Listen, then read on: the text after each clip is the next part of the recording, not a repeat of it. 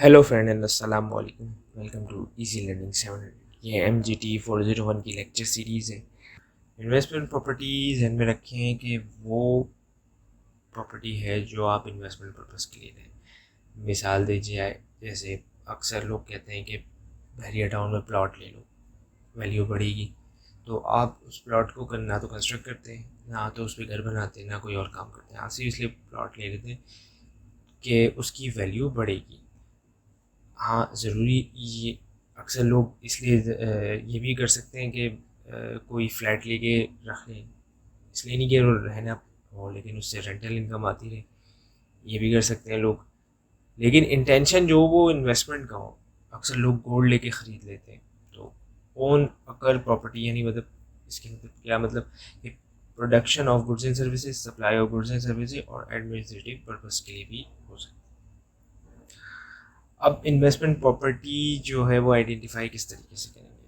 पहली बात ये है कि हमने जो प्रॉपर्टी, चाहे वो लैंड हो, बिल्डिंग हो, कोई भी चीज़ हो, पार्ट हो, ओन बाय लेसी यानी मतलब कंपनी के मिल्कियत में हो, कंपनी या फिर जो ऑफिस है या फिर जो भी है उसकी मिल्कियत में हो और उसको यूज़ कर सकते हो। ये नहीं है कि उसको यूज़ नहीं कर सकता।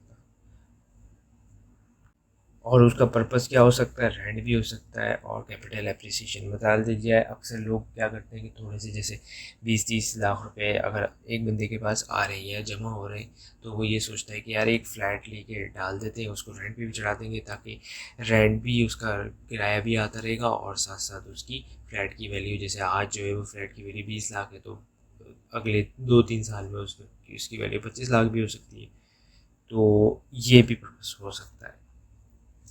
जी, तो जो लैंड है यानी कि मतलब जो लैंड है वो लॉन्ग टर्म पर्पज़ के लिए आप यानी उसकी एप्रिसिएशन, जैसे मिसाल दीजिए, अगर आप किसी भी जगह पे एक प्लाट लेके डाल दें 120 गज का, तो वो जो है वो आप इसलिए नहीं लेते कि आप उसको डेली बेसिस यानी मतलब एक प्लॉट लिया, एक महीने बाद बेच दें। नहीं, उसको 3-4 साल के लिए रखते ताकि उसकी वैल्यू बढ़े और आप फिर उसको बेच दें। और अगर आप इस तरीके से करेंगे, शॉर्ट टर्म के लिए करेंगे, तो वो ऑर्डिनरी कोर्स ऑफ बिजनेस में आ जाएगा, इन्वेस्टमेंट नहीं होगा। और लैंड हेल्ड जो होती है वो करेंटली डिटरमाइन फ्यूचर यूज़ यानी मतलब उसके फ्यूचर यूज़ के लिए। और बिल्डिंग ओन्स होंगी एंटिटी के, यानी जैसे कंपनी की अपनी जाती है, उसमें राइट ऑफ यूज़ है retain to building by reporting entity आप है क्या। तो ये मिसाल है कि मतलब उसको हम इस जब तक यानी मतलब रिपोर्टिंग एंड यानी हेड ऑफ रिपोर्टिंग एंटिटी यानी मतलब उसकी उसकी राइट ऑफ यूज़ है, यानी मतलब यूज़ कर सकती है उसको प्रॉपर्टी को।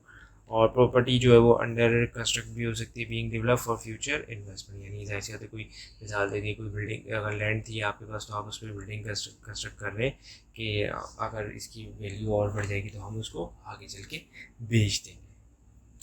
अब प्रॉपर्टी नॉट आइडेंटिफाइड यानी मतलब कौन सी प्रॉपर्टी है जो वो नॉन आइडेंटिफाइड नहीं हो सकती एज अ इन्वेस्टमेंट के लिए। पहले क्या है, एग्जांपल लेके, property employ in the business held for using production and supply goods and services. मतलब मिसाल दीजिए, कोई ऑफिस आपने आपने बनाया और आप उसमें खुद ही अपना ऑपरेशंस जो काम कर रहे हैं, जैसे या चले छोड़े फैक्ट्री को ले लेते हैं। फैक्ट्री जो है वो आपने बनाई और उसमें आप अपनी प्रोडक्शन कर रहे हैं, जैसे टॉफ़ियाँ बना रहे हैं, तो वो तो आपकी एक ऑर्डिनरी कोर्स ऑफ बिजनेस, वो इन्वेस्टमेंट तो नहीं थी। लेकिन अब वो जो है वो नहीं होगी। और दूसरी क्या है कि property held for future using own owner occupation, property held for future development और सब्सिक्वेंट एज अ ऑनर, यानी कि फ्यूचर के लिए, डेवलपमेंट के लिए इसको किया जाता है। तो प्रॉपर्टी हेल्ड किसके लिए, held for sale in ordinary course of business in the process of construction and development the accounting which to be IS 2। मतलब जो हेल्ड मतलब जितने भी आम का यानी मतलब ऑर्डिनरी कोर्स ऑफ बिजनेस, यानी मतलब अगर आप ट्रॉफियाँ बेच रहे हैं तो वो जो ट्रॉफियाँ बना रही है जिस जगह पे बना रहे हैं वो आपके लिए इन्वेस्टमेंट नहीं होगा। और प्रॉपर्टी जो है वो lease to another entity using as a finance lease, यानी मतलब अगर कोई आपने जगह किराए पे दी हुई है तो वो भी इसमें शामिल है। अब सिनेरियो 1 क्या देखते हैं कि भाई जो एक रेजिडेंस है, प्रॉपर्टी जो है वो क्या हो रहा है, बन रही है इन पास्ट, यानी मतलब बन गई, रेगुलर डेवलपमेंट हो रही है और simply immediately sold after complete. मतलब क्या हुआ, यानी मतलब जैसी बनी और उसके बाद जाके आपने उसको फ़ौरन बेच दिया। अब इन ऑर्डर टू इंक्रीज़ क्या हुआ चांस ऑफ सेल, जैसी ही यानी मतलब फ्लैट बने उसने फ़ौरन रेंट आउट कर दिए।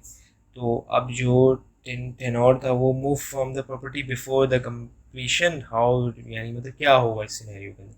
तो इस सिनेरियो के अंदर ये होगा कि जो क्लासिफाइड एज ए इन्वेंट्री होगा, ठीक है। तो क्योंकि उसने जो बिज़नेस का कोर स्ट्रेटजी सेल, यानी मतलब जो बिज़नेस की कोर क्या थी कि it is ready to regarding selling property, यानी मतलब वो बनाता था और बेचता था, तो उसको सेलिंग के लिए तो वो एज अ क्या होगा इन्वेंट्री। और फिर इसके बाद letting out strategy is being carry out with intended of increasing the chance of sale. अब उसने क्या किया कि उसको इसलिए किया क्योंकि वो चांस ऑफ सेल बढ़ाना चाहता था। The property is not let out for long term generation rent, यानी इसलिए नहीं, यानी उसका इंटेंशन जो देखें इसमें एक सबसे अहम चीज़ ध्यान में रखें कि उसकी इंटेंशन ये नहीं थी कि वो जो है इसको मतलब लॉन्ग टर्म होल्ड करे। एक उसकी इंटेंशन थी इसको सेल करने की, और उसकी वजह से उसने उसको रेंट आउट भी किया। तो ये बात है, ठीक है। और जो ये किया उसने सिंपली इंटेंट क्या किया, the sale the property under construction immediately after completing ordinary course of business has no change, यानी ordinary course of business is simply property under construct to being does not fully define as an inform, यानी मतलब वही बात की जा रही है कि ये जो है वो एक ऑर्डनरी कोर्स था क्योंकि उसने बनाया और उसको बेच दिया। लेकिन इसमें उसने बनाया और उसको बेच दिया। अब क्या है, अब ये है कि एडिशनल सर्विसेज। अब अगर क्या करेंगे, जो एक जैसे मिसाल दे दिया है इनसिग्निफिकेंट कंपोनेंट एग्रीमेंट जो हुआ है, यानी मतलब जैसे अगर बिल्डिंग में रहते हैं तो मेंटेनेंस वगैरह देनी पड़ती है, तो मेंटेनेंस या सिक्योरिटी वगैरह देनी पड़ रही है टीनों को, तो वो ट्रीटेड क्या होगी as an investment, such as an investment property है। तो मतलब ये सारे भी काम हो रहे रेंटल वगैरह के अलावा भी मेंटेनेंस, तो वो भी इन्वेस्टमेंट के तौर पर ही ली जाएगी। इसमें एग्जांपल है कि ऑफिस जो है वो प्रोवाइड कर रहा है security and maintenance to the lessee who occur the building, यानी मतलब जिसने बिल्डिंग किराए पे ली हुई है और जो लेसोर है वो उसको प्रोवाइड कर रहा है अपना मेंटेनेंस और सिक्योरिटी, तो वो भी होगी इसमें शामिल, ठीक है। वैन सर्विस प्रोवाइड किसके लिए comparatively significant component of agreement the investment would be consider as own occur property, यानी मतलब तो ये बात है। एन एग्जांपल क्या है कि ऑन जैसे होटल है वो प्रोवाइड कर रहा है services unable to argue that the investment or rent investment property rather than investment would be classified as owner property की जाएगी। अब देखते हैं इसका इन्वेस्टमेंट प्रॉपर्टी के रिकग्नाइज का जो तरीका है वो क्या है, recognize as an asset when and when only when, यानी वो जब ये होगा प्रोबेबल क्या होगा इसका फ्यूचर बेनिफिट्स जो है वो एट्रीब्यूटेबल होंगे the cost of investment to be. मतलब क्या कि मतलब ये सिर्फ इसका एक ही तरीका है कि फ्यूचर बेनिफिट्स जो है वो उससे लिए जा सके इन्वेस्टमेंट एज एन, यानी मतलब कोई भी इन्वेस्टमेंट कर रहा है तो जैसे तो उससे फ्यूचर बेनिफिट देख के ही तो किया जाता है, तो उससे फ्यूचर बेनिफिट्स लिए जा सके, उससे फ्यूचर बेनिफिट आप ले सकें। और उसके मेजरिंग के दो ही तरीके हैं, एक कॉस्ट मॉडल है और फेयर वैल्यू मॉडल है।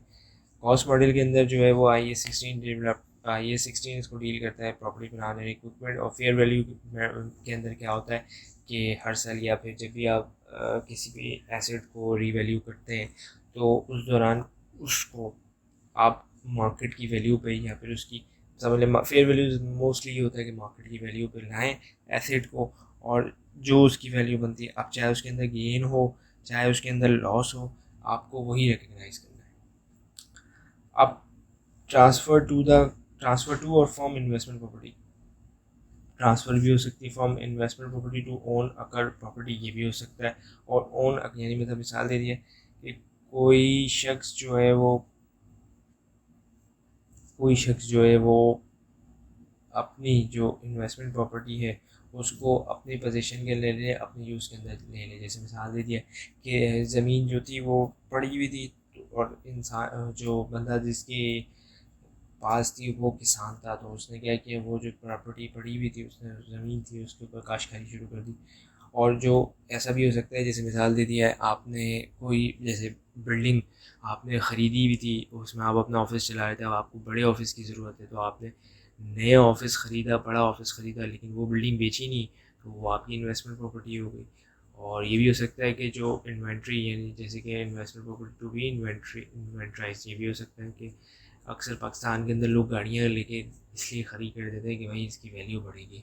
तो अब शोरूम वाले जो है वो एज ए इन्वेस्टमेंट प्रॉपर्टी, यानी मतलब वो भी कर सकते हैं, यानी मतलब जैसे मिसाल लीजिए जो प्रॉपर्टी उनकी इन्वेंट्री है वो भी इन्वेस्टमेंट हो जाती है और बन सकती है, और जो इन्वेंट्री है वो भी इन्वेस्टमेंट बन सकती है। इसी तरीके से मॉडल और कॉस्ट। अच्छा, एक सवाल उठता है यही कि भाई अगर जैसे जो ओन प्रॉपर्टी थी वो इन्वेस्टमेंट में चले गई, या इन्वेस्टमेंट प्रॉपर्टी थी ओन प्रॉपर्टी में चले गई, तो उसको किस तरीके से बुक के अंदर रिकॉर्ड करेंगे। तो अगर आप कॉस्ट मॉडल फॉलो कर रहे हैं तो उसके अंदर कोई वैल्यू कैरिंग, यानी मतलब डज नॉट चेंज होगी, कैरिंग अमाउंट पे ही होगी property, transfer to be measure और डिस्क्लोज सेम एज एनपीवी, यानी नेट बुक वैल्यू पे ही आपकी कॉस्ट जो प्रॉपर्टी है वो मेजर की जाएगी। अगर आप फेयर वैल्यू मॉडल पे कर रहे हैं तो डिफरेंट, यानी मतलब जो फेयर वैल्यू मॉडल पे कर रहे हैं very different result follow as recognize as measure, यानी मतलब भी अच्छी बात है, आप डिफरेंट जब फेयर वैल्यू मॉडल करेंगे तो उसी लिहाज से आप अपनी जो इन्वेस्टमेंट प्रॉपर्टी है वो मेजर करेंगे। मैं उम्मीद करता हूँ आपको ये वीडियो समझ में आई होगी।